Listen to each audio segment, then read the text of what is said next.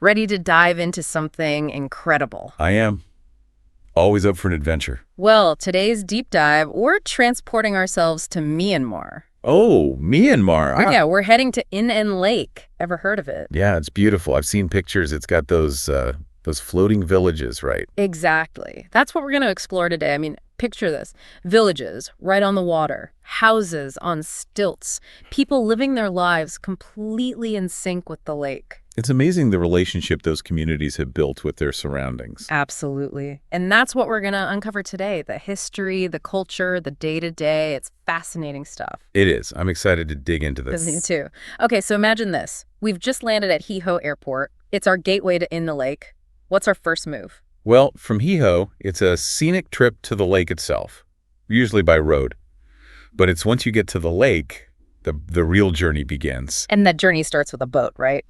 Yeah, exactly. You hop in a longtail boat. They're kind of like these narrow wooden boats with a motor on the back, and you just start gliding across the water. Okay, I can picture that. Yeah.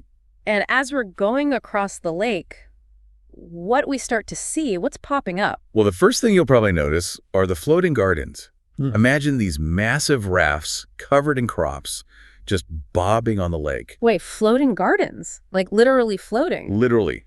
They build them up from the lake bed using reeds and mud, and they grow all sorts of things on them. Vegetables, flowers, even tomatoes. That's incredible. It's like they've found a way to cultivate the lake itself. Exactly. And it's a really sustainable way to farm, too, which is something the Inta people, those who live on the lake, are known for. So we're seeing these floating gardens, and then what? What else is out there? Well, you'll start spotting the villages themselves. Imagine houses, temples, even schools, all perched on stilts above the water. It's a sight you won't soon forget. It's like a whole other world existing on the lake. And what are these houses made of? Mostly wood and bamboo, very traditional materials. And they're often built on these platforms made of tightly bound reeds, almost like floating islands. It's amazing how resourceful they are with the materials they have. It really is. And speaking of resourcefulness, there's a particular craft I got to tell you about. Oh, is this about the lotus weaving I've heard about? You got it. The lotus stems, believe it or not, they use those to make thread. I know, it sounds crazy, right? But it's beautiful stuff. How do they do that? So they harvest these lotus stems from the lake. Then they carefully extract the fibers.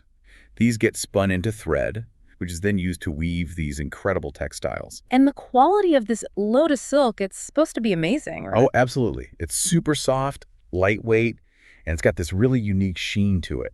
Plus, it's a great example of their sustainable practices. Right. It utilizes something that's already readily available to them. It's eco-friendly and gorgeous. Absolutely. Yeah. And it's not the only craft they excel at. What else is there? You mentioned something about cheroots. The cheroots.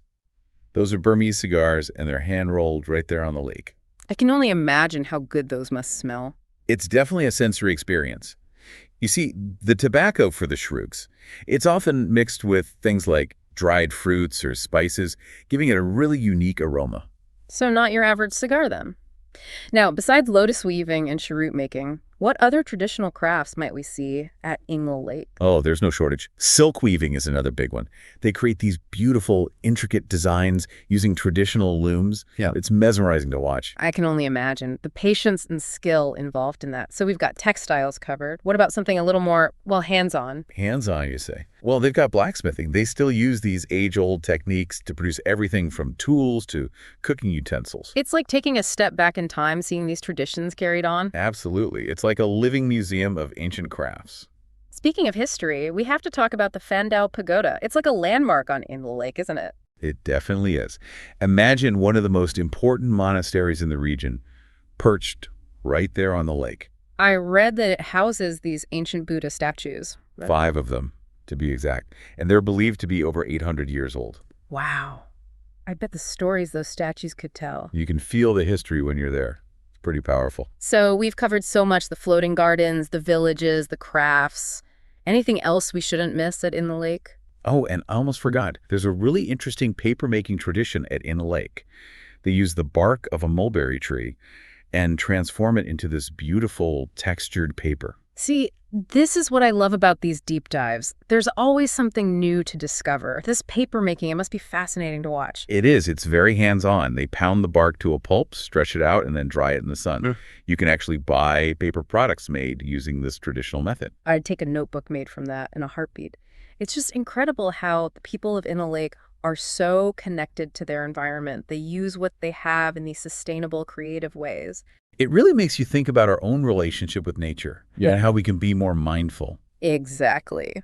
So as we wrap up this deep dive into Inle Lake, I have one question for you and for everyone listening. Okay, I'm ready. What can we learn in our own lives from the incredible people of Inle Lake? From their resourcefulness, their traditions, their way of life? That's a great question to think about. It definitely makes you appreciate the ingenuity and resilience that exists in different cultures around the world. It really does. You know, this deep dive, it's not just about a lake in Myanmar. It's about opening our minds to different ways of living, different ways of thinking, and realizing that maybe, just maybe, there are lessons to be learned from every corner of the globe. I couldn't agree more. Well said. Until next time, keep exploring, keep asking questions, and keep those deep dive suggestions coming. And if you ever find yourself on Inle Lake, be sure to send us a postcard.